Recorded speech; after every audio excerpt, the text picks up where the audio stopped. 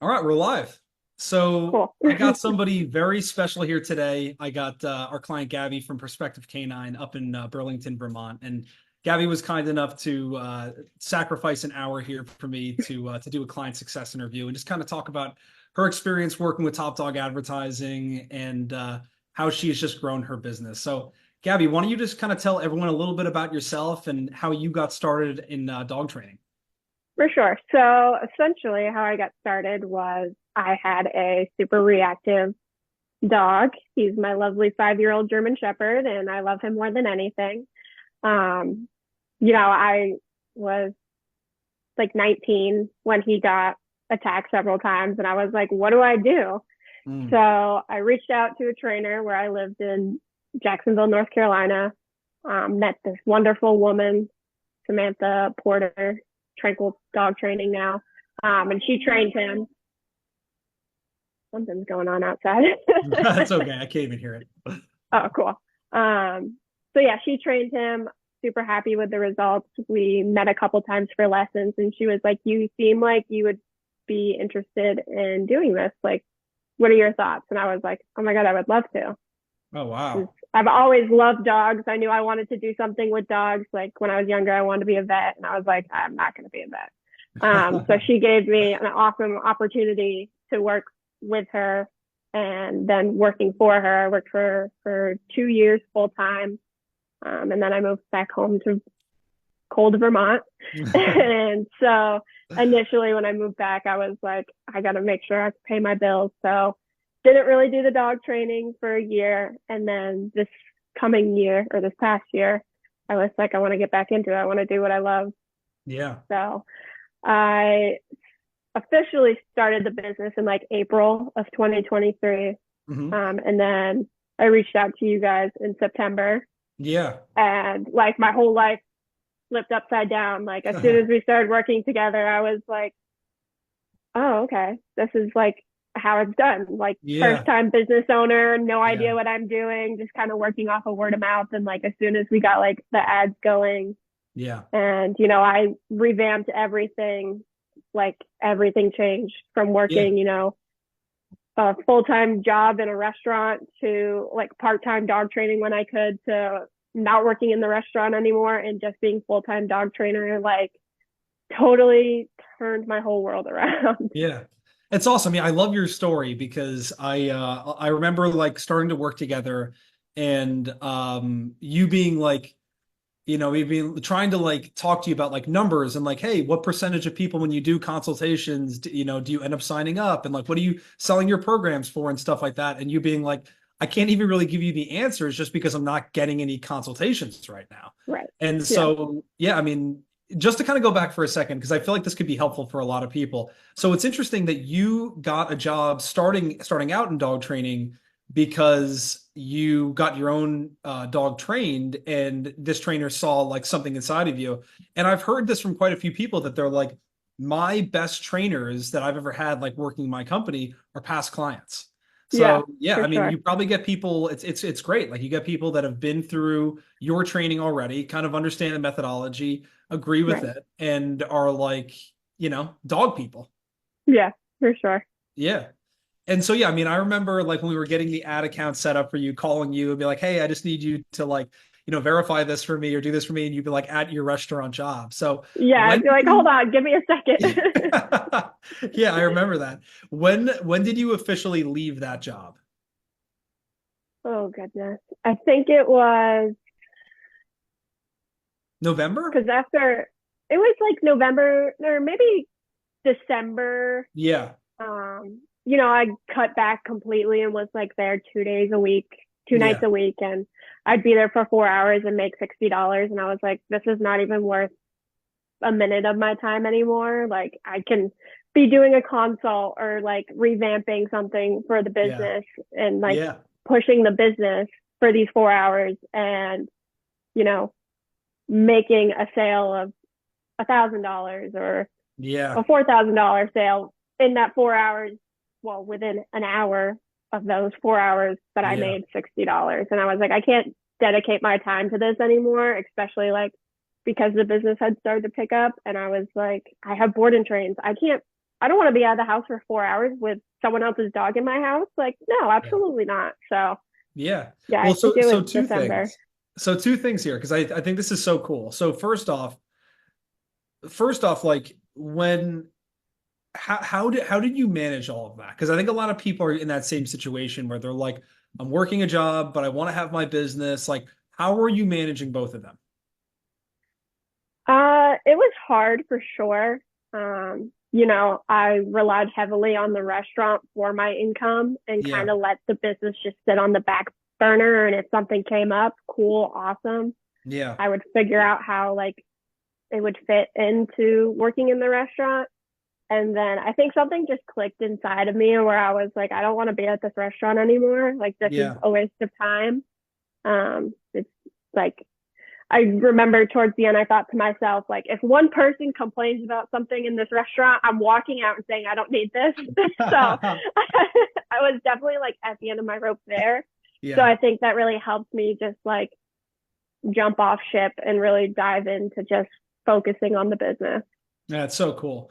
Yeah. And so like when you were working there, like you were probably just relying also on like Alfred and stuff like that to like answer messages or send out text messages if a phone call came in. But the thing that I love about this, that I love about your story is that like you just made it work. And I feel like Yeah. that's so important for everybody to know is that like where there's a will, there's a way. And I feel like this is just such a good example of that. Or you're like, I have to have a job to pay my bills. It's a means to an end, but I want to have my business. So I could jump headfirst into this and leave my job and burn the ships and just be like, whatever happens, happens. But there's also the other route of just like, hey, I'm just gonna make it happen. And if that means I need to like duck into a broom closet to take a phone call real quick, like I'm gonna do that, right? Oh, yeah, absolutely. There was definitely times where I would be like sneaking downstairs. I'd be like, Yeah, oh, I'll be right back. I got to go downstairs real quick. yeah, And making like consultations, like scheduling consultations. And yeah, I'm yeah, like, okay, I'm back. But yeah. yeah, I definitely was like, I'm, this is more important to me than a restaurant that at the end of the day doesn't care. Yeah, totally. And then So, like the second thing would be like when did you know it was the time for you to leave? Because that's a big thing. People ask like, how do I know like that this is going to work? Or how do I know that it's the moment is right to leave my job and go full time in my business? right. How did I know? Well, it's winter, so it gets dark early. So I was kind of still okay being at the restaurant because I'd go there at night. Yeah. Um, but I think I just got tired of, being used and abused at the restaurant and Yeah. just having to deal with people. Like I'm not a giant people person as much as you would like to believe I am. I'm not a fan, but you know, when it comes to talking about dog training Yeah. and the business, of course I'll talk to someone for like 3 hours and Hmm. it'll be fine because I'm talking about something that I love. I'm not talking about what you want for dinner. Oh, and Yeah. I'm sorry they overcooked your pizza. Like things that I don't care about. Totally. Yeah. um, but Yeah. yeah, I think it was just because I had reached the end of my rope with the restaurant that I was just like, screw it. I'm going headfirst in and seeing what happens. Yeah. I love that. It's so cool. And yeah, so let's talk about that for a second. Now you said you're not much of a people person because I hear that from a lot of dog trainers where and business owners in general. It doesn't need to Yeah, be specific to dog trainers. You can be a plumber and you could be like, hey, I really like the technical aspects of like installing a new boiler and I don't really like the people portion of it. You know what I mean? yeah, And so it's the same thing in dog training where I think a lot of people get into it because like they love working with dogs and being around animals. And I've even had people say to me, like, I got into this because I don't like humans and I like animals and I want to spend time with animals. And it's kind of like a rude awakening, right? In a lot right, of ways, where it's like this is actually every business for the most part is very human heavy. And right. so talk to me a little bit about that. And like you said, like you're not super extroverted. And like how do you typically like work around that? Do you just feel like you light up when you start talking about dogs, or like what is it for you? How do you kind of get yourself into that zone with people? Right. So it's definitely like as soon as I start talking about the dogs and like talking about dog behavior or like, oh, your dog is fearful. Okay. So let's start doing this stuff. Like this is stuff we need to do. Like you say Yeah. your dog's aggressive, but realistically your dog is just reactive. And I love explaining behavioral stuff and dog knowledge and just throwing so much information at clients that they're like, oh, she knows what she's talking about. Yeah. So I'm going to sign up. And I actually really enjoy doing my private lessons, which is crazy because that's spending a whole hour with people. But it's great because I love teaching people what's happening with their dogs. Like a lot of consults that I go to, I know it's bad. So I'm just going to slap my wrist already, but I push private lessons more than board and train just because I think people, like, there's some people that I can tell they're like at the end of their rope and they're like, just get this dog out of my house, fix them. I don't care how you do it. And then there's the people that are like, I want to learn with my dog. And I love those clients because we build a relationship and a rapport. And like, I have a past client, we finished, oh goodness, beginning of January, I believe. And I was at her house last week, just hanging out, saying hi and visiting with the dog. Like, it's the clients that I get to spend all that time with and explain stuff to, because it's always easy to be like, oh yeah, your dog's like this and this is how I'm going to fix it. And then, you bring the dog home and it's fixed and they're like, okay, cool. So how do I keep up with it? And you like do the lesson, whatever, show them how to keep up with it. But at the same time, it's like so much more rewarding to see the clients watch their dog change. Yeah. Like, you see them being like, oh my God, I never thought like I could walk my dog in Lowe's, or like, I never thought my dog could walk on the same side of the street with another dog. Like, it's that really becomes super rewarding to me. Like, yeah, of course, I love to see the dog's, behavioral change, but I love to watch the clients watch their dog grow. Yeah, no, I think that's super cool. I mean, I think a lot of times I think it's totally fine that I think it's awesome, great that you're doing like private lessons. You prefer the private lessons over board and trains because, I think sometimes people think that like the board and train is the only way because they're selling these like low ticket private training offers. But that we changed that like when we started working together too, right? Yeah. So like walk everybody through like what your private training programs look like currently. Right. So most of the time I really push the intermediate or the advanced. Yeah. The basic, I kind of am just like, it's for puppies. You don't really want that. Yeah. But I do tailor everything for the specific client. So it's not like, oh yeah, we're going to do 6 lessons and we're doing this curriculum and only this curriculum. It's definitely like, we're doing the 6 private lessons for the intermediate. And this is everything that we cover in it and some, because it's tailored to your dog. Like, I'm not going to focus on one lesson teaching your dog how to sit if your dog already knows how to sit. Right. Like, fast track all of the obedience and really get to the root of the issues and the problems. Yeah. So yeah, it's mostly advanced that I really push. The 8 weeks. Yeah, it just so happens to be your most high ticket program, right? Right. Yeah. It's convenient. I think people prefer it. Yeah, no, totally. But yeah, so you do the like basic, intermediate, and advanced, right? And like what are those 3 priced at right now? So my basic is 1,000, which is 4 lessons. My intermediate is 6 lessons at 1,500, and my advanced is 8 lessons for 2,000. Yeah, and that's going to keep going, by the way. Like, those are going to keep going. Stop. Those numbers are already crazy enough for me. Remember when we started and I was like, yeah, my advance is 1,000. You're like, yeah, what? You're spending 8 hours of your time for only $1,000? Like, yeah, I know everybody says that. I mean, there's, for anybody who's listening to this right now and you're doing, I mean, the guideline that we typically want people working within is anywhere from $200 to $250 like a session, right? But like, that's not the way you're going to sell it to people, because there's going to be like a ceiling there. If you say, hey, it's $250 an hour, like, people aren't going to go for that. So we typically recommend is more so like comprehensive programs that revolve around results, that people know what they can expect by the time that they're completing the program. And the thing that, like, Gabby, I love about the way that you're doing it is, the basic, intermediate, and advanced. Like, a lot of times people just do like a basic and advanced program. And what happens is people look at it through a very they look at it through the lens of like expensive and cheap, and they're like, I'll just go with the Right. cheaper option. And so the way that Right. you're doing it is like an analogy I always use is like small, medium, large popcorn at the movie theater. And it's like Right. most times people aren't going to go with the small because it's not enough, but the large is like too much, right, for one person. So they just default to the medium. And so it's the same Right. thing for this, where it's like, well, I don't want to buy the cheapest program. That's not really what I need, but I don't need that big expensive one. And so I'll just go with the middle of the road one. And so Right. because of that, like your middle of the road program that's $1,500 now becomes your more common program that you sell Hmm. instead of it being the cheap program, right? Right. And the really cool thing about that is like you're saying, it sounds like you do get a lot of people that buy your like advanced obedience program as well. Oh yeah, absolutely. I like, so of course I schedule the consultation, and when I get to the consultation, I kind of determine what I think is best for them and their dog.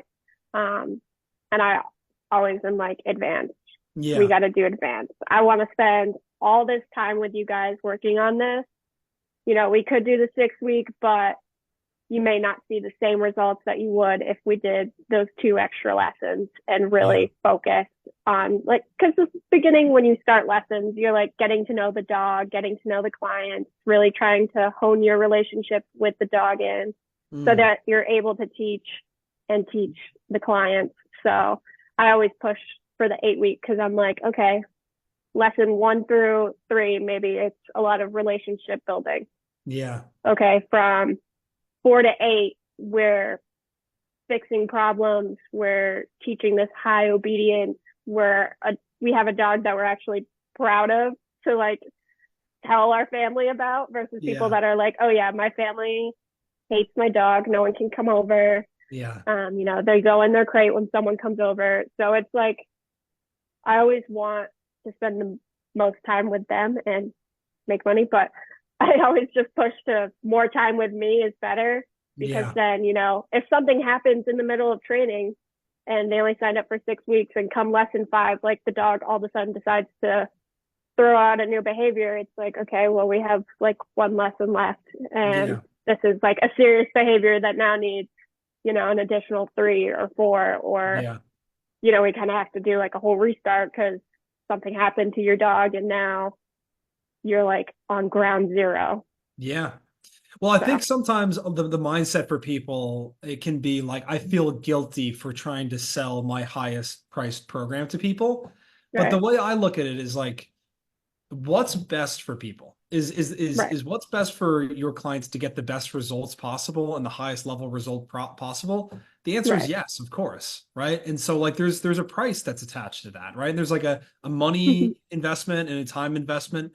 But the most important thing, I heard this one time through like a mentorship program, and it always stuck with me, that when you go into selling somebody, the mindset that you should have is like, this transaction helps me momentarily and it helps them Right, for a lifetime. And so, right, like, you're talking about the difference of a couple $100, $500, right? right, Between intermediate and an advanced program. And so, like, you may actually be doing these people a massive disservice by not selling them into, or making, selling isn't even the right word. It's more so like making them see how much more beneficial them investing in this program is, instead of right, them just trying to be, a little bit cheaper and get it done on like a cost basis, instead of just fully investing and doing the right thing for themselves, their family, and their dog. right, for sure. Yeah, Yeah. whenever like I go to consults and we get to the numbers, they're like, oh my God. I'm like, listen, there's a lifetime training attached to this program. Like, Yeah. Yeah. 3 years down the road, if something happens and your dog starts acting a fool, I come out and we reevaluate Yeah. and we see what needs to be done. So it's not like, I train your dog for those 8 weeks and then we never speak again or anything like that. Like, I love following up with past clients and just like seeing if they're doing their homework, Hmm. because it's always I'm always watching. frustrating. Right. I'm always watching. And it's always frustrating to be like, I know your dog can do this. So Yeah. why are they like resorting back to reactivity? Like, Mm. I can walk your dog in lows with zero reactivity, and we've done it. But it's been 2 months since training ends, Yeah. and not even like, it's been 2 weeks, and I'm like, what did you do these 2 weeks? Yeah. What? what did you allow your dog to do? Like, Yeah, yeah. Yeah, we no, you I got us the mean, whole packet. What do you mean? So it's yeah, frustrating to be like, I put all my time and effort into that. You yeah. invested a bunch of money, and now your investment is going down the drain because you can't. Keep up with Yeah, like it's not that hard. I promise. it. Yeah, and so like that's really cool. So you offer, is that on only specific programs, or are you offering lifetime follow-up support and stuff like that on all programs, or what does that look like? I do it on all programs.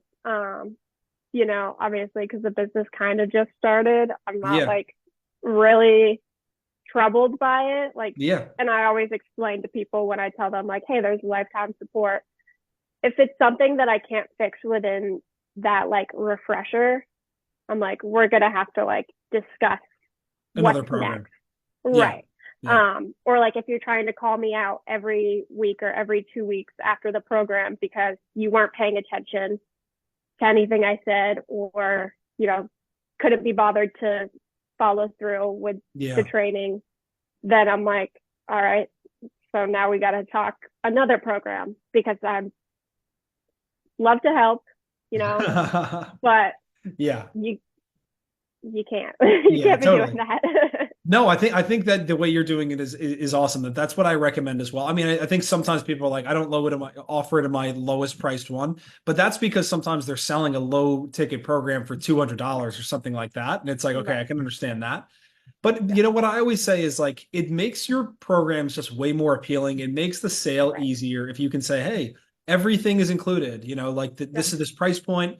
The tools are included, or Yep. all the training, all of the whatever it is that you include in your programs. Everything's in there, and Yep. one of those things can be like lifetime follow up support. And what I always think with this is sometimes people are like, "Well, I don't want to offer that in this program," and I always think to myself like if somebody did a program where they paid you $1,000 and they called you a year from now, would you really say no if they wanted to ask you a Right. question? Are you really just going to say, Right. "Hey, you didn't buy the $1,500 one. I'm not going to help you"? Right. Like, no, like we're all going to go out of our way to help people out and answer a quick question for them. It's goodwill, otherwise you're For you're sure. just going to look like you don't care about people. And so I think Right. that it's like smart to offer that. I mean, again, because like who wouldn't you go out of your way to help? But you're exactly right. If somebody's saying, "Hey, I want to take you up on do all this training afterwards," like that's something that needs to be discussed. But most Right. times people you don't even ever hear from them again, right? Yeah. And then Yeah. I feel bad or sad because I'm like, how is your dog doing? I'm just gonna Yeah. bug you and see how I they're miss doing. you. Yeah. I miss her. Or I miss them. How are you guys? But yeah, Yeah. definitely. And I feel like saying that when I do these in-person consultations really eases the, $2,000 that is Mhm. being requested for the training because they're like, okay, so I invest this much money for this time, but that much money follows my dog for the rest of their lives. Yep. So I think it's like when you go to the vet, right? And they get their rabies shot and it's only a year. And you're like, okay, that was like $60. That's good for a year, right? So that's Yeah. cool. And then, you get another one and it's for the 3 year. And you're like, oh, cool. So that totally evens out. Like that was $20 a year for Yeah. that shot.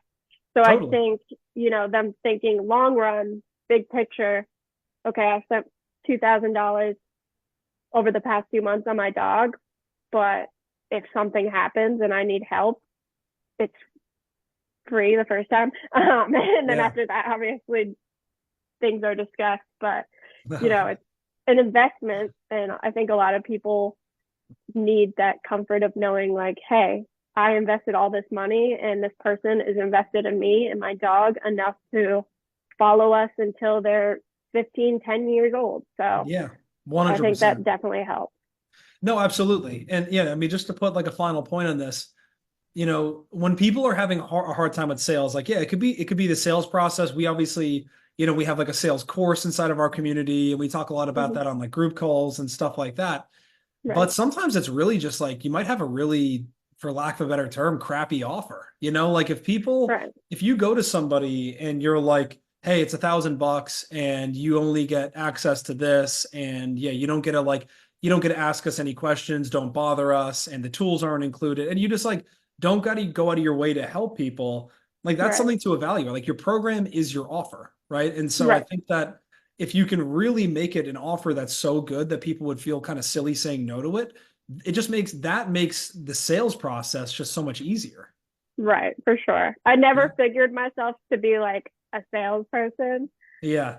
until, the business. And I'm like, how do I sell dog training? Like, what do I do?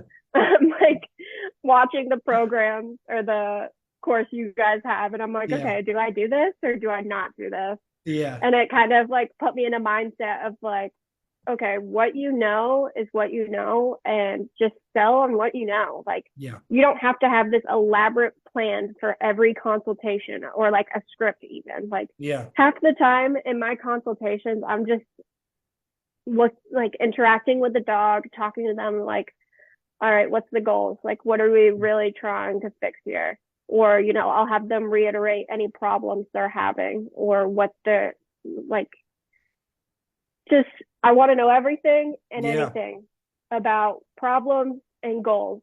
And I always like, after we discuss the problems, I'm like, okay, so like goals, we're thinking this, this, and this. Let me know if I miss anything. Hmm. And then from there, I'm like, all right, so I suggest advanced private lessons. It's going to be great. It's going to be fun. You're going to learn with your dog. Hmm. So it's really just listening, Yeah. because if you're constantly talking, they don't really care. They're like, okay, Man. you know what you're talking about, but you're not listening to what I'm saying is wrong with my dog. Yes. Yeah, that is so unbelievably true. Like there's, I've heard many people say this, that the best salespeople are the ones that do way more listening than they do talking. If you ever Yeah, find yourself just like going on and on and on, and people just they just feel like they're not being heard, and that's the most right. important thing, is people want to feel like they're being heard and that their exact problems are being listened to and addressed. Like that's the Right. whole key to this. So Gabby, I want to get into that because like I want to hear all about like your sales process and stuff like that, because I know this is always something that we talk about on these videos. I feel like people get a Right. ton of value, and this is the number one thing that I've found that people really struggle with in their business, whether they initially realize it or not, is sales, right? So Mm-hmm. let's talk about when you first started. Like, what was your thought process? It sounded like you were a little bit almost unsure about like, how is this going to go? Am I going to be able to like close people? What are they going to say? Right. Especially because we're raising prices when I'm already not selling anybody. So like, Right. tell me all about that. Like, what was like your mindset going in? Were you feeling a little bit unsure, or how did you feel about everything? I was definitely unsure. Hmm. Initially when I did have my lower prices, I felt a little more comfortable saying Hmm. those numbers because I was like, oh, in my mind, I think anything that's under, $1,000 is, well, now I think it's kind of like nothing, but Yeah. but I love $500. I won't lie. Yeah. But it doesn't hurt as much if it's below that $1,000. Like, you think Yeah. of products for sale and they're like $999.99, and that's way Hmm. more appealing than the big ticket $1,000. So, it was easier for me when they were at lower prices because I was like, it's not as scary. It's not as much money. And I Yeah. really undersold myself for Yeah. sure. Um, I remember when we talked about raising prices, I was like, are you sure? Like, we don't have to. It's okay. Like, no, it Yeah. took me a while to get comfortable with selling these big ticket prices. Yeah. Um, but like, I really think a lot of my confidence comes from just the dogs, like interacting with the dogs. Because as soon as like I start interacting with the dogs, I feel 10 times better about talking to the clients about Yeah. stuff. Like, initially, like even when I do take like phone calls to schedule a consultation, like I hate telling them numbers unless they're like really persistent. I'll be like, yeah, it's Mhm. this much. Um, and I think kind of after that point, I already lose the sale because I'm like, you haven't met me. Yeah. Your dog hasn't met me. Like, we have not had really any interaction other than this phone call. And sometimes I get distracted during phone calls and I'm not my best salesperson. Yeah. Um, Yeah. so it's always easier to sell face to face because who wants to tell you no face to face? No Yeah, way. I mean, It's so there's hard. I know. I mean, but here's the thing. It's like there's the age-old saying in sales, right? That people buy from people that they know, like, and trust. And so Right. when somebody just finds you off of an ad or off the internet or something like that, there's no way they can possibly know, like, and trust you yet. Right. They've never met you, right? Right. So like the way that we do that, and you've seen this firsthand, is like when you get the opportunity to get them face to face and show them that you're a subject matter expert and like you're playing with their dog, like all of that is built in. Like that's how you get them to know you. You meet them, you shake Right. their hand. That's how you get Yeah. them to like you. You smile at them, you empathize Right. with them, right? Like it's how you get them to trust you. They get to see you interacting with their dog. Like that's how Right. that all happens. And I think that a lot of times people get stuck in like I have to close them over the phone because it's going to save me time and money and stuff like that. But the really interesting thing is that like we've studied this and people actually end up spending more time and more money when they try and do everything over the phone because yeah, Right. you're saving yourself the hour-long consultation or whatever, but it's like how many phone calls do you need to do in order to get a yes? And so if it's Right. like using simple numbers, like we have a lot of clients that when they do in-person consultations, they close at 80%. So every 8 consultations out of 10 that they do, they get a yes. And when they're trying to sell people over the phone, they have to do they every two that they sell every 2 out of every 10, right? And Right. so it's like Yeah. think about like how many calls you need to do to get to 10 clients if you're Hmm. only closing 20% versus like how many consults you need to do if you're closing 80%. And Right. so like I'd love to hear from you about just like your perspective on it sounds like for everybody that calls, all you're focused on that initial call is just getting them into an in-person consult, right? Yep. Yep. Absolutely. I listen to them about what's going on, their problems. I might discuss a few things of like, okay, it kind of sounds like this, but I really would love to come out and meet you, do your free in person consultation, Yeah. and just meet your dogs and kind of evaluate them myself. Mm. Because someone could be saying like my dog is super aggressive, or like the vet deemed my dog aggressive. Yep. Well, if you think about vets, all they care about is coming in, giving your dog a shot, and your dog not biting them. Right. Versus, us dog trainers, we're like, no, your dog is not aggressive; they're reactive. Like, Hmm. of course, this person you see once a year that always pokes you with needles, you're not gonna like. So of course you don't like them. Like I hate the doctors too. I don't. Yeah. There's nothing wrong with that. So I always love to explain that to clients too. Like there's a difference between the aggression and the reactivity, and Yeah. that's like a big thing. Like I think about like 80% of my clients almost are reactive cases. Mm. And I love dealing with reactive dogs because I owned one, and Yeah. just Yeah. seeing that change is so rewarding. So um, I always tell them, like, maybe your dog is just reactive.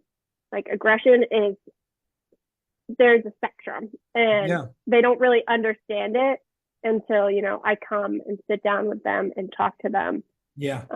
about it, and just really am like, listen, your dog is not aggressive. And they're like, whew, but they're Yeah. reactive, and they're like, okay, what does that mean? And I'm like, Yeah. here it is, let's talk about it. So it's really, always pushing to meet them and their dogs, because they could tell me one thing over the phone and I see something completely different. Mm. So that's a real big thing. I'm like, I like to see things firsthand. I don't need to see full blown reactivity and aggression, but I want to meet your dog and see some of these behaviors that you're having problems with.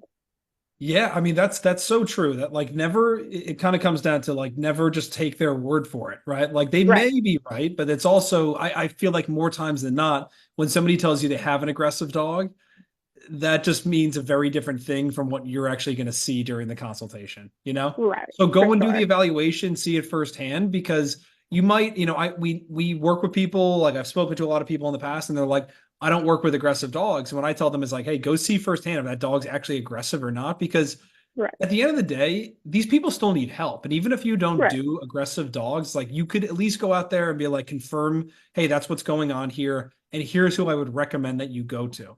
Because Right. you never know how that's going to come back to like repay you. Like they may not work with you, but they may refer you to somebody else because they're like, hey, this person came out to help us, spend time Yeah. with us, gave us a great referral. So you just never know, how that's going to like the long tail effect of that. Right. For sure. Yeah. And the other thing is too, like, this may be hard for some people to hear, but I think it's the truth that I think there's a reason why for you, you have a lot of clients that are reactive and have reactive dogs is because I think that from what I've gathered from doing this for a couple of years now, specifically working with dog trainers, is that Mhm. there are people out there that are going to be much quicker to reach out for help when their dog is exhibiting certain types of behaviors. And what Right, people will put up with is annoying. If they have an annoying dog that's barking, jumping, like yeah, there's going to be people that need and ask for training help with that. But right. they'll deal with that, right? Like Hmm. what they won't deal with is scary and like things that Right. are like striking the fear of God into them. And so I think that's Hmm. why you get a lot of those calls is because those people are the ones that are going to be more likely to seek help. And Right. the other thing is like they're also the people that are willing to pay more money. Is because like Yes, it's the absolutely. definition in life of like if you want to make more money, solve bigger problems. You're solving Right, a for way sure. bigger problem for somebody that has a dog that's a liability to them versus a dog who just doesn't know how to sit. Right. Yeah, no, I prefer, honestly, it kind of Yeah. sounds sad, but I would prefer to work with like reactive dogs over, puppy training. Like, yeah, I Yeah. love puppies and puppy Yeah. training, but it's not as like it's not as rewarding, 'cause it's like a brand new baby. Like, Yeah. yeah, you spoke your first word, that's crazy. Like, woo! But, like fast forward your kid's graduating high school, like that's way Yeah. more rewarding than, Yeah. your first word Yeah. at the Seeing them time. like, yeah, yeah, yeah. No, it's funny. Like I just think that like it's different strokes for different folks, you know what I mean? But Right. I think that at the end of the day, the fact that you can do that, put in and work with the dogs that are aggressive, reactive, not everybody can do that. And so like that's Right. another part of it too, is like you can charge more of a premium for it because you become a specialist, right? Right. Not everybody can train a reactive or aggressive dog, and No one specialists in wants life to. always So get like, paid more money. yeah, Yeah. no one wants to. So being the person that's like, yeah, I'll take this on, people are like, there's no way. And I'm like, Yeah. that's okay. Like, I don't want to get bit or get eaten, but I want to fix your dog. I want to help your dog live a better life. I want to help Yeah. you live a better life. Like, that's always kind of because I have, like, kind of circling back, but because I had the reactive dog and I was that client, I was that Yeah. person, seeing that change was like, that's all I wanted to do. Like, I would love to just specialize in reactive and aggressive dogs, but at the same Yeah. time, I don't have that much fun with dogs that want to eat me. I have to build that relationship. I have to build that relationship. And I'm like, listen, this is going to be slow. Yeah. You're going to think like, it's, I have a magic wand. I don't Mm. have a magic wand. Yeah. This is going to take time. Yeah, for There sure. will be one step forward and two step back during these times. And Yeah. as long as you're along for the ride with me, I'm not leaving. Like, Yeah. I have a client that has a very fearful, reactive dog who ended up actually nipping me the first day I met her. And I was like, Oh, that's fun. all right, you're going to be fun. And Yeah. they were just like, are you sure you want to work with her? I said, absolutely. That's the Yeah. dog. Those are the dogs that I want to help the most. Yeah. So Oh, it's that's yeah. really being able to just like, set your own little fear and anxiety aside and be like, this dog needs my help. It needs me to take the reins. Yeah, I mean, so that's very true. Like somebody needs to help this dog. Somebody needs to help Right. this family. And it's like, if not me, then who? You know? Right. For Yeah, sure. yeah. But just getting back to for a second, like, like your consultations and stuff. So I'd love to hear like, so just for a second to rehash, like when somebody Mhm. calls, you're trying to answer that phone as quickly as possible, I'm assuming, right? Talk to them so Yep. that way you don't have to worry about the whole phone tag thing, right? Yep. Yeah. And then like when you I get them play on a phone call, tag though, yeah. unfortunately. But so like when you get them on the call, the goal is just to not give them prices if possible, right? And just Yep. we were just talking about this on our group coaching call, like avoid prices at all costs, and then Right. just get in front of them for the free consultation, right? Yep. So you were talking about this on just on our group coaching call, how you have a book with you, right? And so to make things nice and simple, when they say yes, I want to do it, you're not like sending them a link to book it. You're just saying, cool, what's your name, address, phone number, all that stuff, and just Right. booking them in right then and there, right? Yep. Absolutely. Yeah. And taking down like any information they say about their dog. Yeah, Like, I do ask questions obviously because I want to know what I'm going into. yeah, But on that first initial phone call, I'm scheduling that consultation and I am, taking down all information I might need. so that I'm not like, oh yeah, I scheduled them for Wednesday at 2, but I have no idea where I'm going. Oh yeah. Yeah. You're But like, who is I that love, again?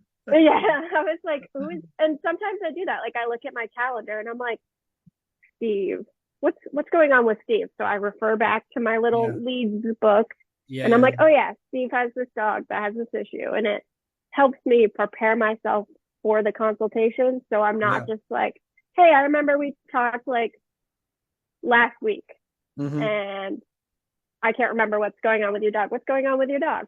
So Yeah. it's nice to get that refresher before going in so I don't look like I don't listen I to couldn't agree anyone. more. Yeah, I mean, I have a notebook. I do the same thing whenever I'm having a conversation, just scribbling down a couple of basic things, and that way Right. you can just kind of like it's just to jog your own memory as well as it just makes you look more prepared instead of like having a conversation and then like needing to rehash that entire conversation and just look Right. like you're just another person I'm talking to. It makes people feel really special. You know their name, you know their dog's name, you know what's going on, and then you can just like dive right into it. You don't need to waste Right. time like rehashing everything you've already talked about.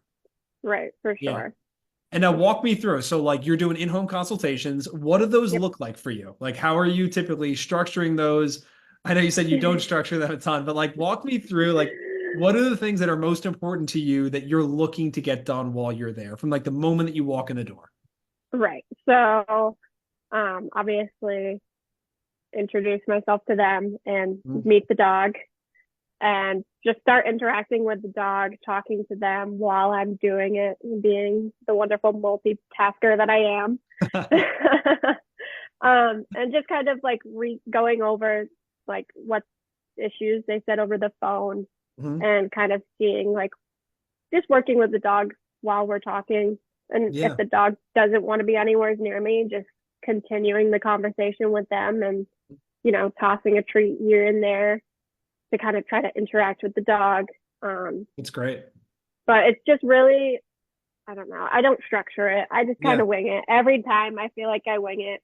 Yeah. Um, I don't have like a real game plan or script. It's just like, I guess I kind of have a script of like, here are your problems.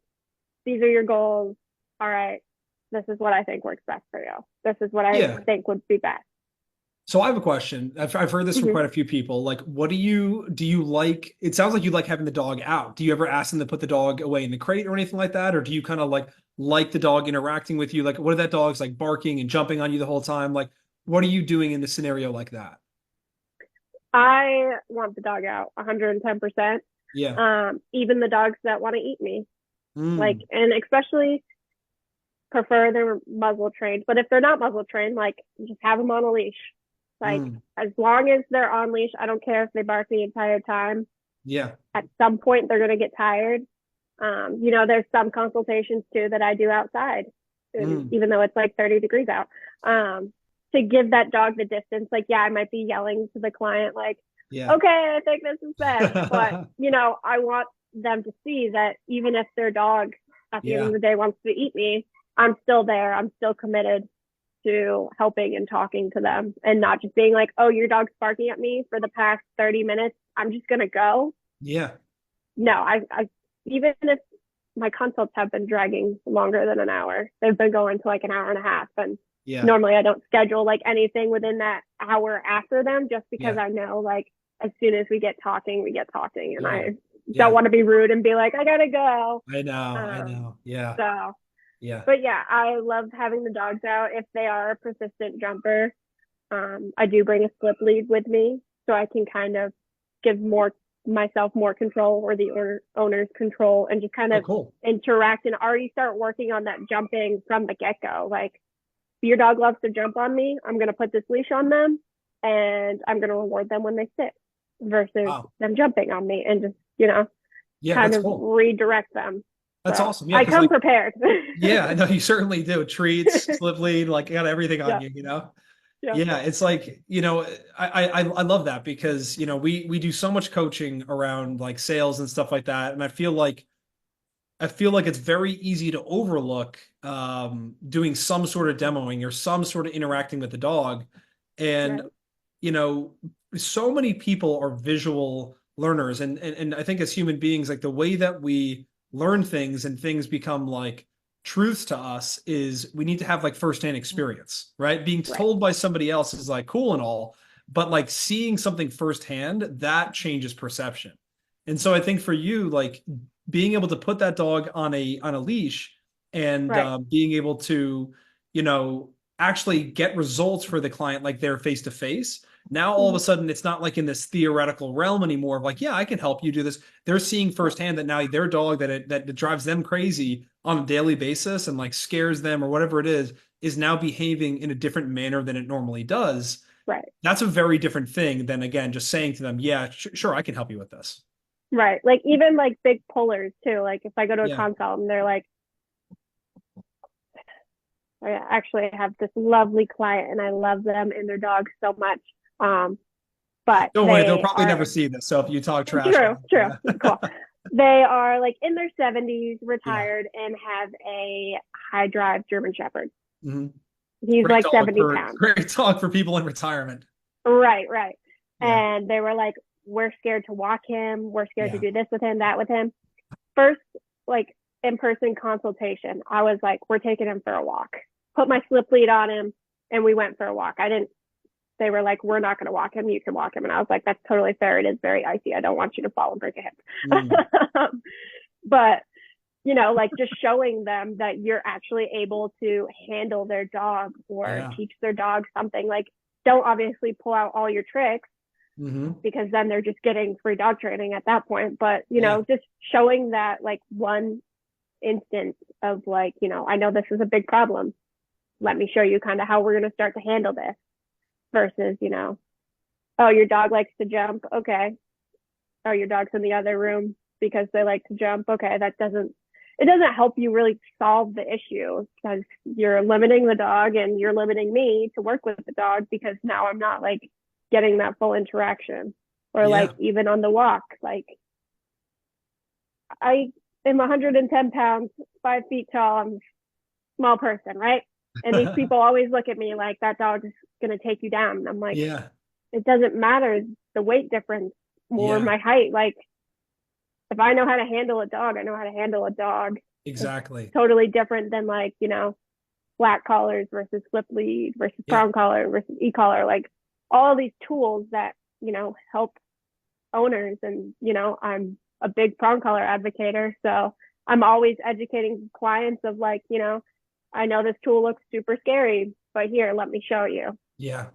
So some consultations, I bring those too. If I know it's like a big puller and they're an 80-pound dog, Hmm. that if I don't have proper control of that leash, they're taking me for a ride. So, and I love educating clients on everything. So it's always like, Yeah. even if they don't sign up, they learn something. They, you Yeah. know, saw their dog do something that they haven't seen before, or, you know, they can't afford it or it's not like in their budget right now. They're like, okay, she told me some really good tips and tricks for this behavior, which also leads them to want to sign up and get the full tips and tricks. Yeah. But just giving them that little taste, I think really helps with my closing because it's not just like a cute face in front of you being like, yeah, I know how to train your dog. And they're like, but do you? So, Yeah, totally. Yeah, I mean, I think that um, going out there with the intention to help people and like genuinely help them and not yeah, just be like, I got to make this sale. First off, it takes the pressure off of you to be like, I need to make this sale. And it's like, I just want to go and just tell them what I can do, show them what I can do. And if I do that properly, a high percentage of people are going to buy. Not right, everyone's going to buy, you know, and that's totally fine. Once you come to terms with not 100% of people say yes, it's actually very freeing. And right, so, for you know, sure. I think that if you just go out with the intention of like, hey, I'm just going to kind of show them what I can do, help them come to the best solution possible for themselves and for their family and for their dog, you know, that's all you can really expect of yourself. And if you do that properly, most people are going to say yes because they're Right, going to for feel sure. like you were trying to help them instead of like just trying to sell them. Right, absolutely. Yeah, I feel like that definitely builds a good relationship for Yeah. the sale of like, you know, even if you don't sign up, like you still learn something. You can still Yeah. do this with your dog and it not be like, I came out and I was like, this is the program you need. This is how much it costs. And if you don't sign up, I'm gonna go. Sorry, So can't help you. yeah, like I definitely think, building that kind of rapport or like Yeah. working with the client, even in that first initial consult, really helps. Like, Mm, because nine absolutely. times out of Yeah. 10, they see you working with their dog and they're like, okay, I trust this person enough to make this investment. Yeah. Yeah, I mean, when I do like, a discovery call or a game plan call with other people, Yeah. like the first time, like I can't help myself because we do so much coaching. I just kind of go into like talking about programs and pricing. Right. I'm sure like we probably did that together on like our first Yep. call too. For But sure. I also feel like I want to leave people with a good taste in their mouth and feel like Right. this call wasn't all just about Kevin and Top Dog Advertising and how they can help. Like it's like I actually took something away from this. And listen, I do, and I'm sure you feel the same way. Like I do want like to help the greater good and like the actual dog training, community, and not just be Right. like, if you're not working with us, sorry. I mean, in these videos, like I think sometimes people think that these are strictly marketing and like they are, but at the end of the day, like like on this call, we're going through and talking about your business and we're going to talk about like your income and revenue in a minute here. But, Hmm. we're talking about how like you built your business from scratch. And this is Yeah. something that, I mean this in the most respectful way possible. You and I are not, superheroes. We're not people that are Right. like, we're just like average people who just took the right steps. And like right, like you didn't feel Yeah. like you were anything extraordinary. You were just did what you were supposed to do. And now Right. you're in this position with a very, very successful, profitable business. So Yeah. why don't you talk on that for a little bit? Because like that's something that I spend some time talking about is I think sometimes people can be like, well, that couldn't be me, right? Like Right. that For that sure. person's different than me. And like That that's was just not the definitely case. me. Yeah. That was definitely me, like watching these videos. I'm like, Yeah. there's no way that I'm gonna reach these numbers. There's absolutely Yeah. no way. So I remember, my first initial client call with you Yeah. guys. I think it was with Jamie. Mm. Maybe it was with you. I can't recall. Um, but I was like, I want to make $5,000 a month. That's all I want Yeah. to make. That's all I need to pay my bills. That's all I care about. Um, and she was like, okay, so your programs are priced at this, so that means you need like 7 to 8 clients a month to Yeah. reach that number. And I was like, can I sell 7 to 8 Yeah. like programs? Like I Mhm. questioned myself very much. So um yeah, like initially I was just like, I don't care. I don't hit, 20K or 10K. I was like, I just want the five. Yeah. And very quickly, I That think, changed. yeah, like the first or second, I think it was more so like the second month working with you Yeah. guys because I know we had like trouble setting stuff up initially. And I was like, I Yeah. don't know what's going on. And I was pretty nervous with doing things. So I definitely didn't like have the Yeah. confidence to sell these programs the way I do now. Mhm. But come second month, I was 8K. And I was Yeah. like, there's no way. And I would like message you. I'd be like, Kevin, I'm in 8K. Those are And my you're like, favorite messages, yeah, obviously, like, because right, everybody in their business, like you're dealing with, like, putting out fires and stuff like that. But yeah, nothing makes me as happy as that, like getting messages. So like any of my yeah, clients listening, like you can never send enough of those to me is right, just kind of like seeing everybody win. yeah, But yeah, I mean, it's, you're going back to like what we first started talking about when you first started talking about like working in the restaurant and how mhm, you were like, wait a second, I'm making like $60 from like this shift. You know what I mean? Versus right, like, this is hours of my time. If I did a couple, I could be making thousands of dollars in this time. right, Like I heard Tony Robbins talking about this, like your standards change. And that's what that right, for is like your sure. standards literally change in life. And the really crazy thing is that like once you go there, like you can never go back. You Right, realize like it opens up absolutely. this entirely other world to you. We're like, wait a second, I just made $10,000 this month. Like I can't go back to making $2,400 in a month. You know what I mean? Like, Right, yeah, it just becomes the yeah, new normal for you. And like, the cool thing is there's levels to that. Like it's 5K and then it's 8K and then it's 10 or 12. And so like January was gangbusters for you. Like, let's talk oh about my that. Like, gosh. what did that look like for you? January was crazy. So, it's always that mid-month pop Yeah. where everybody wants dog training. And you would Yeah. think like January being, Christmas Yeah. just finished up, tax season. Is this Hmm. AirPod not charged? Headphones are a pain. Okay. I can still hear you. Always We're all good. cool. You can probably hear my Belgian Malinois screaming in the background too. He's not happy. He's in his crate for this. That's Yeah. okay. Um, but yeah, no. Mid-month, like my planner, I could even look at it and Yeah. Let's see. Like this is back. like your Bible. This is my Bible. This is the Bible. Um, I got this as a Bible. Yeah. And then my ride or die, can't live without my lead book. Yeah. Um, but yeah, like just everything. I don't like looking at it now. I'm like, how did I even sell that much? But Yeah. it's crazy to see like how the last couple weeks I just pumped out. I don't know, like it looks like 10 to 15 consults, Wow. and I forget exactly how many signed up. 12, Yeah. 10 or 12. What were your, if you don't mind sharing this, what were your revenue number? What was your revenue number for January? Do you know that number? Yeah, I do. It's my favorite number. Okay, let's hear it. 25,000. $25,000. That blew my mind. I thought I Yeah. did the math wrong. So many Yeah. times I redid the math. I was like, I have an extra zero This somewhere. can't be This isn't right. right. Yeah. Right. I was like, there's no way. Like, I added it multiple times. And of Yeah. course, that's like without, having to buy stuff, the overhang of everything, but just Yeah. knowing that like I sold that much in dog training blew my mind. That's incredible, man. Absolutely blew Yeah. my mind. It's I think I unbelievable. got a celebratory drink after that. Did you? Good for you. Yeah, you've earned it. I mean, just Popping think bottles like of champagne. I love to hear what do you think like Gabby in like July or August of like 2023 would think of that? She wouldn't believe it. She'd be Just like, wouldn't there's no believe it. way. Yeah. There's no way. Yeah, I know. Yeah. It's so She, crazy. yeah.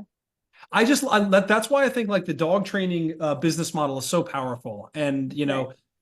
I think that the right combo is what you have, which is like you take on a couple of board and trains, like you do what you can, and then like you Mm-hmm. have high ticket programs of Yeah. like private training. So like, do you know off the top of your head like what percentage of people are buying from you? Like just ballpark, like when you go and do consultations, is it like 50, 60%? Is it higher than that, lower than that? Mm, recently, it's been closer to 50, but Uh-huh. tax season, Yeah. everyone, yeah. But normally I would say it's around like 70, 80. That's So, amazing. Yeah. Yeah, yeah. there's always like ebbs and flows to it. And like the really cool thing is like a lot I wouldn't be surprised if a lot of these people right now who are not buying because maybe they have a tax bill due or something like that, or they're Right. waiting for their tax refund. You've left such a good impression on them by doing the in-person consultation, which most people won't do, by the way. So Right. like when push comes to shove and they actually decide to pull the trigger on training, like we know who they're going to call, Right, for you sure. know? Yeah, there's definitely some people like I've done the in-person consultation and like sent over the contract, and then they're just like, yeah, me and my spouse didn't see eye to eye on this right Yeah. now. But I Yeah. have your number, like I'll definitely call you. Yeah. So it's like as long as I make my impression on Yeah. them and they're like, I wouldn't trust anyone else with my dog, that's all that matters to me. Like Exactly. That's even all you if can do. Right. Even if like 6 months after I met with them, they're like, Gabby, we want to move forward with training. I'm like, okay, let's go. Let's do it. Yeah. Yeah. My favorite thing is always when clients are like, so when can we start? And I'm like, Oh, tomorrow, today, next week. And they're like, yesterday. right. I'm like, my schedule is crazy, Yeah. but I always have time open Yeah. somewhere, And leaving somehow. time I'll open. We figure it were out. just talking about this on the last call too. Like leaving time open for consultations is super Yep. important too, because it's easy to get busy doing all the training. And then all of a sudden Mhm. you stop doing consultations. So how do you manage that? Do you like leave blocks open intentionally, or do you just kind of see where you can squeeze people in? Like, how do you manage that? I definitely just squeeze people in. Uh-huh. I love all my clients because they all have very different schedules. Mhm. So like, I can meet with one client Monday at 2 Yeah. or one client Thursday at 10 a.m. and Friday at noon. Like Saturday and Sundays are getting a little too busy for me for Yeah. consults, which is hard because that's when I feel like I do most of my consults. So it's really trying to, if people are on those 2 days, it's keeping them at the same time. Yeah. So I can have that like open time in like the morning or like mid afternoon or kind of later in the day where Yeah. like we don't have to be outside in the sunlight where I'm Yeah. like trying to teach and train. And Yeah. I'm able to just like meet them in their house and just do that consult there. So I really just wing it. Yeah. That's I awesome. don't have any like set time. Maybe Saturday and Sunday I need to make some set time, but Yeah. the rest of the week I'm like, just let me know when. Like I had I'll be someone there. call me Monday. Yeah. So what's today? Tuesday. So yesterday someone called me for a consult. I was there today at 1 o'clock. Mm, So I was like, I'll get you in tomorrow. So it's that's nice to awesome. have like my clients be so flexible Yeah. with when their sessions are just because it works best for them. And then I'm able to just like throw people in Yeah. and Yeah. just fill that day. Yeah. No, that's so cool. And like, I think that that's such a big part of it too. Like, we were talking about this on the last call where like the law of diminishing intent, right? So like Yeah. you have somebody that regardless of what it was, there was a straw that broke the camel's back that led that person to call you in that moment. And if you Right. let like if you're like, oh yeah, I can be there next Tuesday, right? All Mm-hmm. of a sudden you let a week go by where they get to talk to other trainers, they get to watch like YouTube videos, they get to talk to their Yeah. brother who trained his own dog, or they get to, maybe like how much is PetSmart or Petco training or whatever cost or whatever. And so like there's Right. all these things that can happen instead of you just being like, you know what? They're ready now. I'm going to honor that. I'm going to get out to them today. I'm going to get to them tomorrow or latest the next day. And I'm going Yeah. to be the first one there. I'm going to beat everybody to the punch. And I'm just going to be the one who's like the helping hand and the one who's going to be the one to step in and be the superhero of the moment and fix all their problems, right? So if For you can sure. do that, that just like all of this stuff works together. Like being the one who does consultations, being the one who answers the call when it first comes in, or at least sends out a text message to engage with them right away, being the one Yeah. who gets out to their home like right away. All of these things just offer such a better experience than what most people are doing. And if you can do Right. that, you're always going to win. Like people want to know Right. the secret formula and the secret sauce. It's like a lot of the times it's like be quicker, be more Yeah. personable, be kinder, be more helping. If you can do all of that, you're going to win. Right. For sure. Yeah. I always Yeah. hate when I have to like book a consultation out a week because I'm like, no, I want Yeah. to meet you this week. But like, Yeah. Yeah. the weekends are getting crazy. And so now I'm like, okay, we got to maybe book out until next weekend. Yeah. But, I'm still kind of like a bug in their ear. Like, Yeah. I have a consult this Saturday and I was messaging them last night and we spoke last weekend Mm, and scheduled it for this weekend. So that's I was awesome. like, hey, like, what's up? You want to change the time? You want to do it earlier? So Yeah. I'm like, let's switch times. I'm available sooner. Like, let's Yeah. do it. I love Um, that.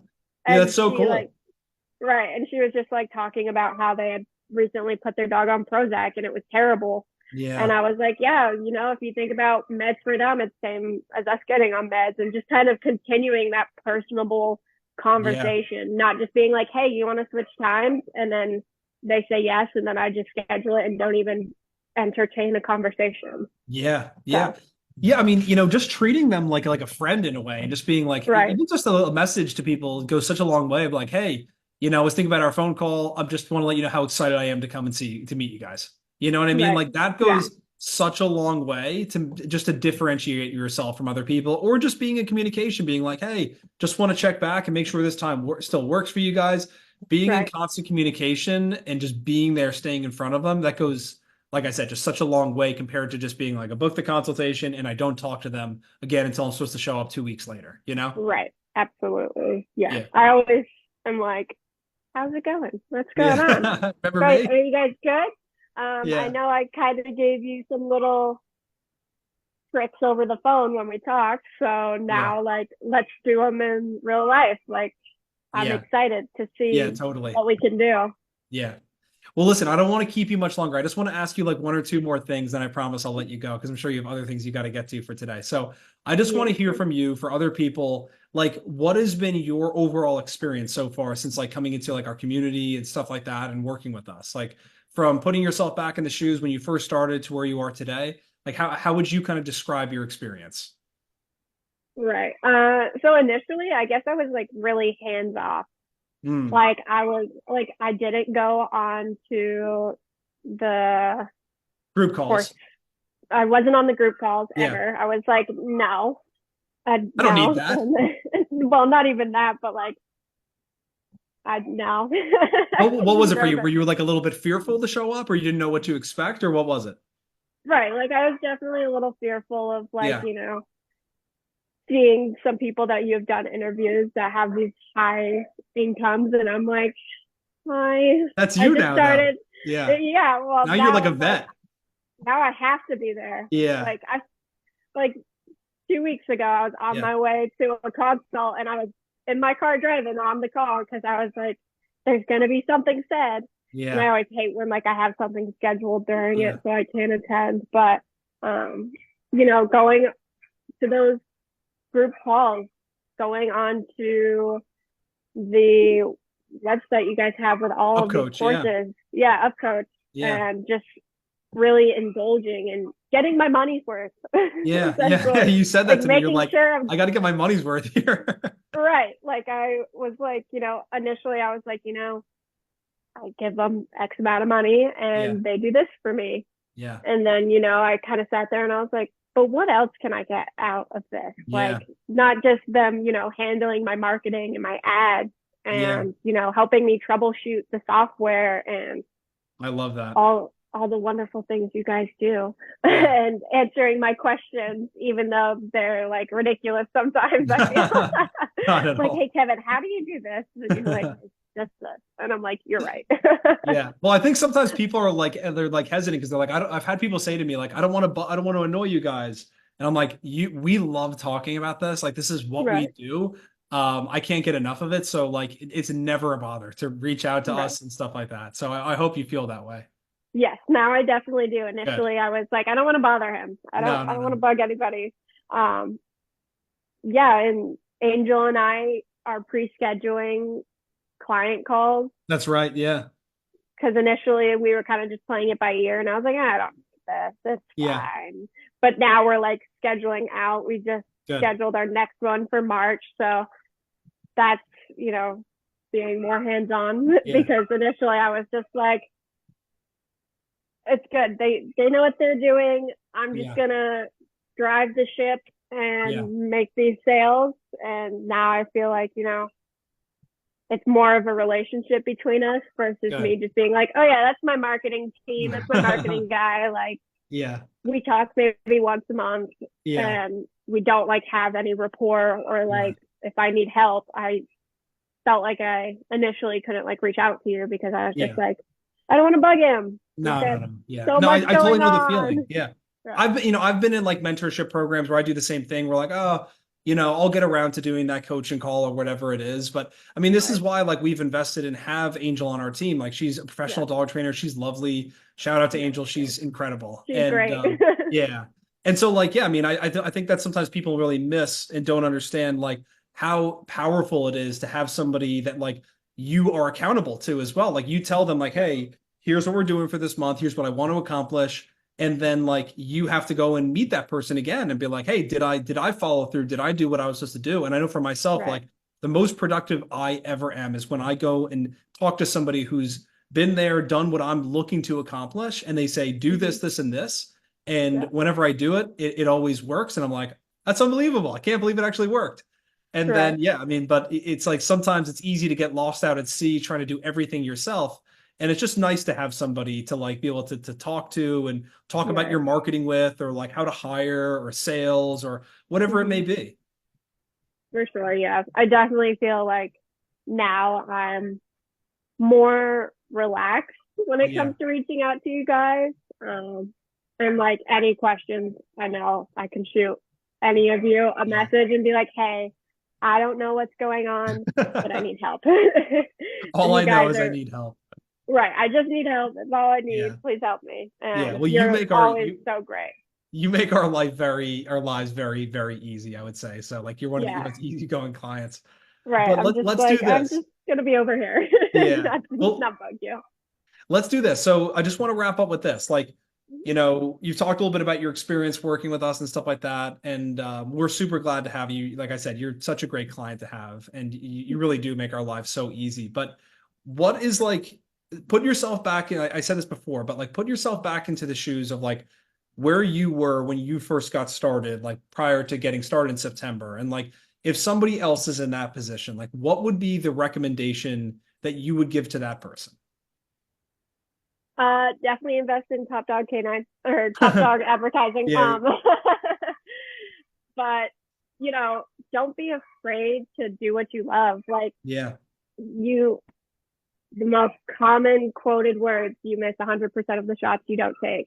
yeah, I have felt that, lived that, and now I'm like, I take every shot that I can take. Like, yeah, even if I don't make, like, I'm still going out and meeting these clients. I'm still, yeah, talking to people that are like, that's a ridiculous amount of money. And I'm just like, like dog training's not cheap. This is my yeah, time. My time is valuable to me. I've done a lot to get here, and you don't want to pay it, it's fine. Like, don't belittle yourself, because if yeah, you belittle yourself and make yourself cheap, you're going to have clients that drive you insane, and they're going to expect way more than, what they should for what they paid for. yeah. That's Um, super good advice. yeah, like don't belittle yourself. Really, like it's just, I want to say it's just diving in and doing it, but I know personally I like tiptoed in. So Yeah, it's just really getting to that point where you feel like you can deep dive in and just not giving up. Like at the end of the mm, day, the only person who you're hurting is yourself, but also like you're growing, you're learning like, okay, like maybe doing that didn't work.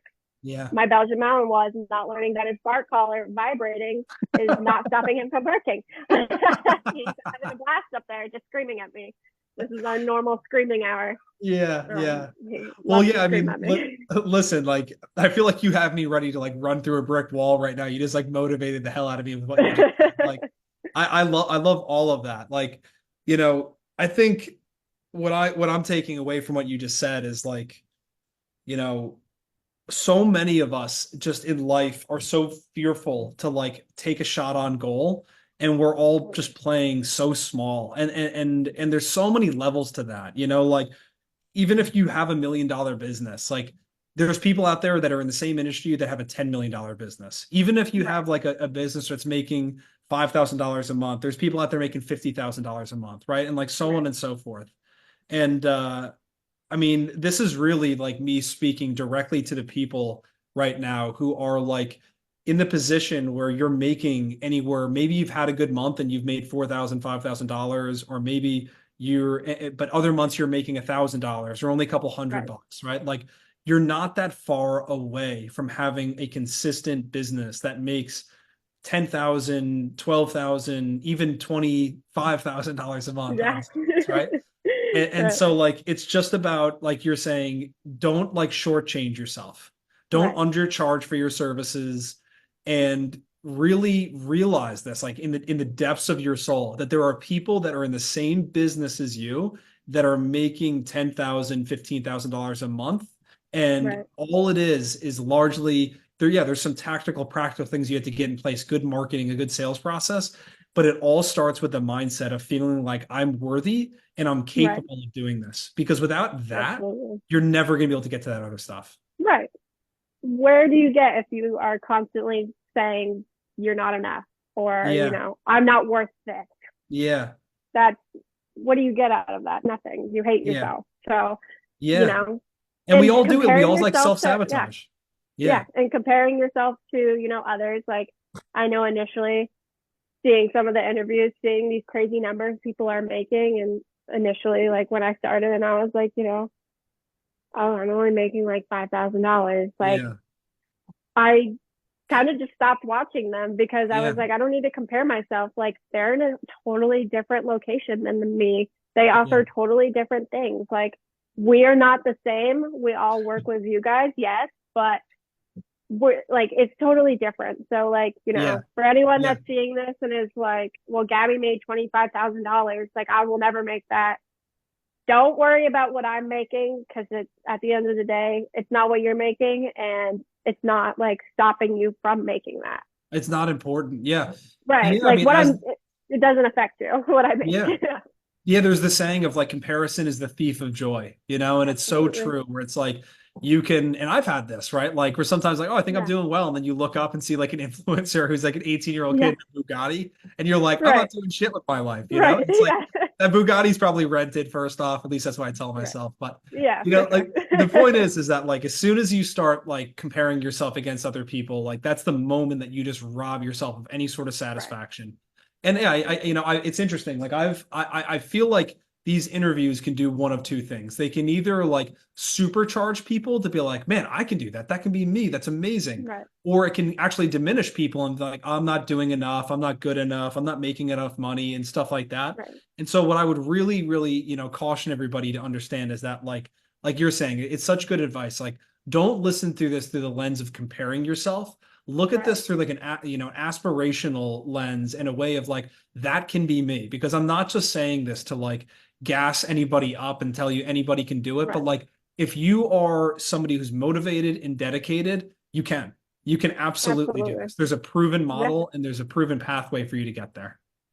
Absolutely. Yeah. Well, listen, let's leave it there for today. But is there anything else you want to add in or like plug or anything like that before we wrap up for today? I don't believe so. No. All right, I cool. think Well, we're we'll have to do another good. check-in, okay? For sure. All right, Gabby. Well, listen, I really Right. appreciate you taking the time to do this today, and we'll talk very soon, okay? Yeah, of course. Sounds good. All right.